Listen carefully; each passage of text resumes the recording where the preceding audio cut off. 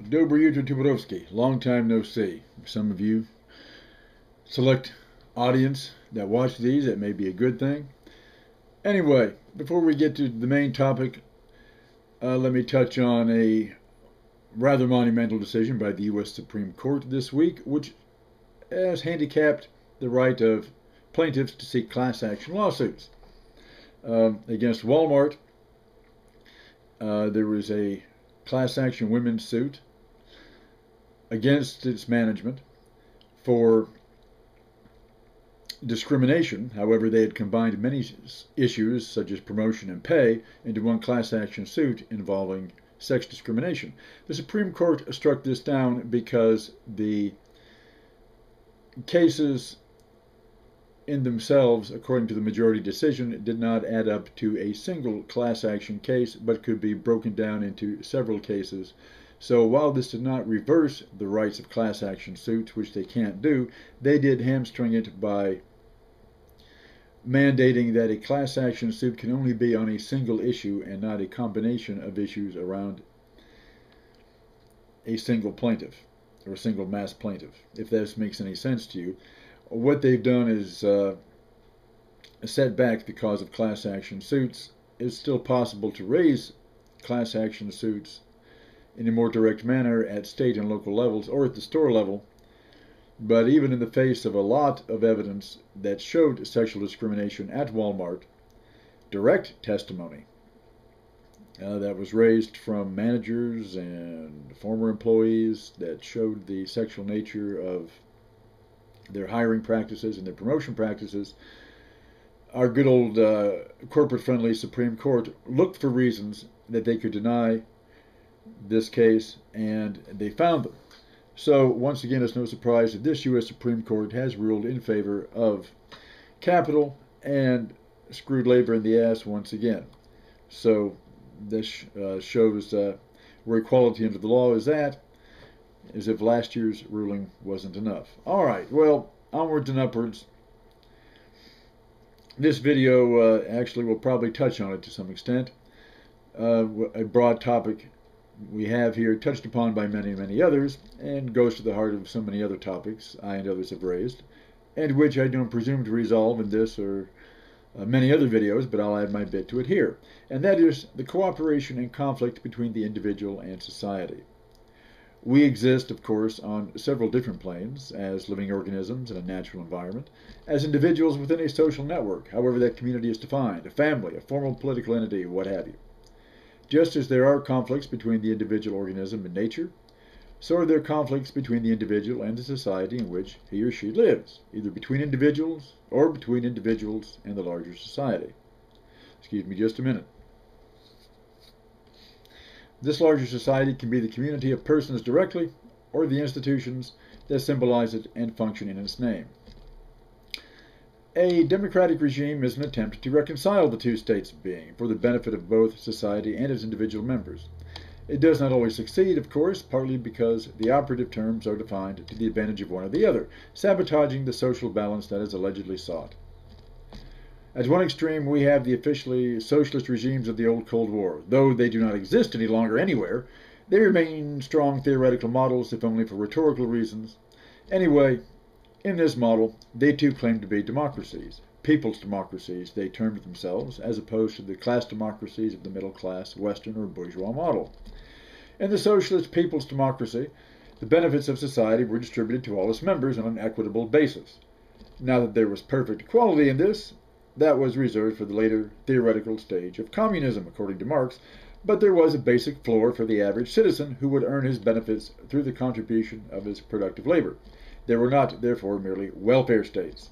This is the self-serving distributive image of socialism promoted in the West, but is totally irrelevant in the system we are discussing at the moment. To be a parasite in these economies, whether from idle poverty or idle wealth, was in fact a statute crime. The most ardent hater of welfare cheats in the U.S. would in fact have felt right at home in the old USSR. The conflict between the individual and society was resolved in these regimes in favor of society, and the greatest good for the greatest number. Of course, their chief drawback was in slighting the rights of the individual citizen, and even suppressing these if the citizen asserted them against the common good, as defined by those administering the society. For this reason, such socialist people's democracies were always scorned in the West as any kind of democratic model, their official political title seen as so much demagogic propaganda. Because in the Western model, the individual and his rights are taken as the bedrock of democracy. He has sovereign, natural rights based upon his mere existence that are inalienable in a just society. And a democratic one will seek only to serve these ends of life, liberty, and the pursuit of happiness, however he or she defines it.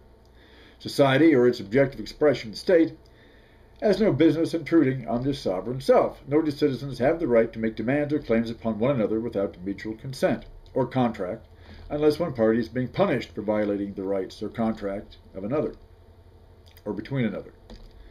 These rights are made possible, so the theory continues, by private property, as an insulating force that gives material social advantage to one's position, and thus ensures respect and protection of one's rights by the state, as well as giving the individual citizen a stake in law and order for his own self-interest.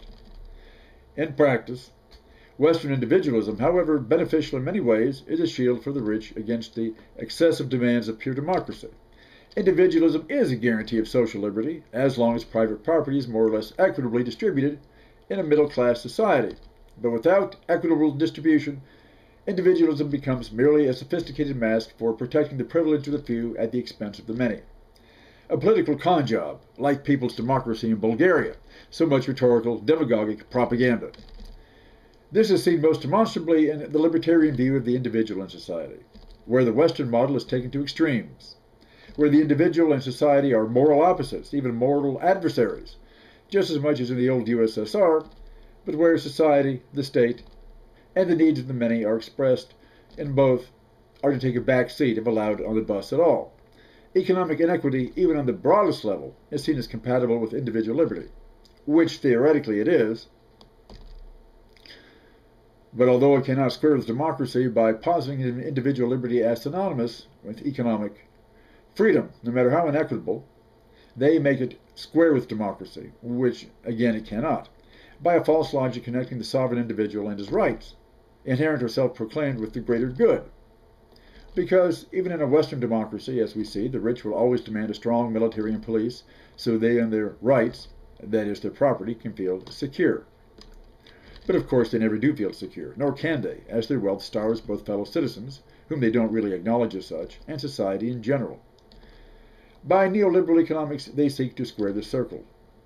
But it took a military regime, specifically Chile, to first realize this process, to square this circle by crushing all manifestation of social democracy.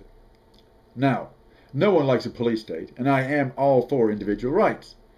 I would resent it as much as the next YouTuber if my account is shut down for spouting my high-definition opinions.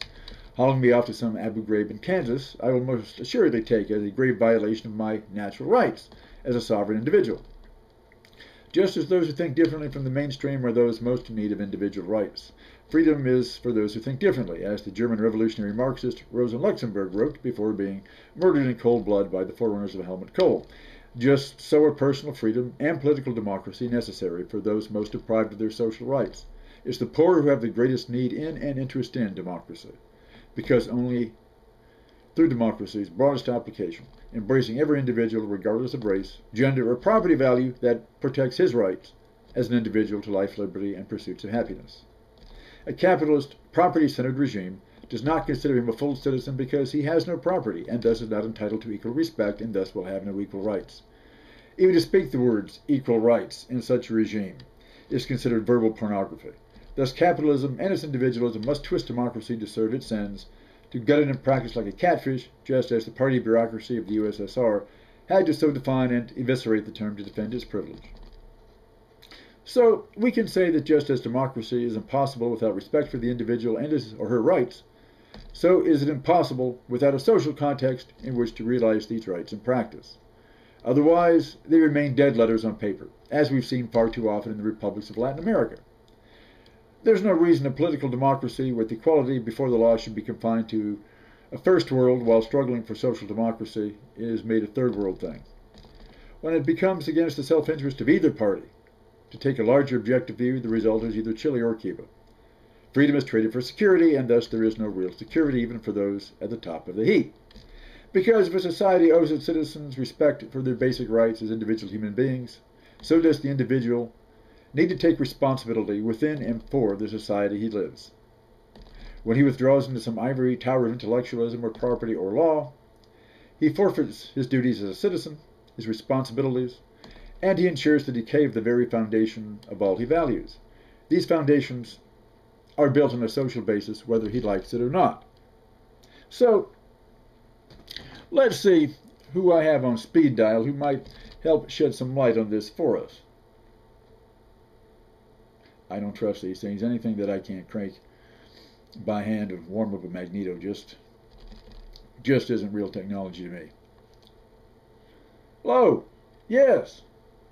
Hey, this is Zove here. Is this Thomas Jefferson, author of the North American Declaration of Independence and the Bill of Rights of the Federal Constitution? Well, I'm sure glad I caught you at home this fine morning.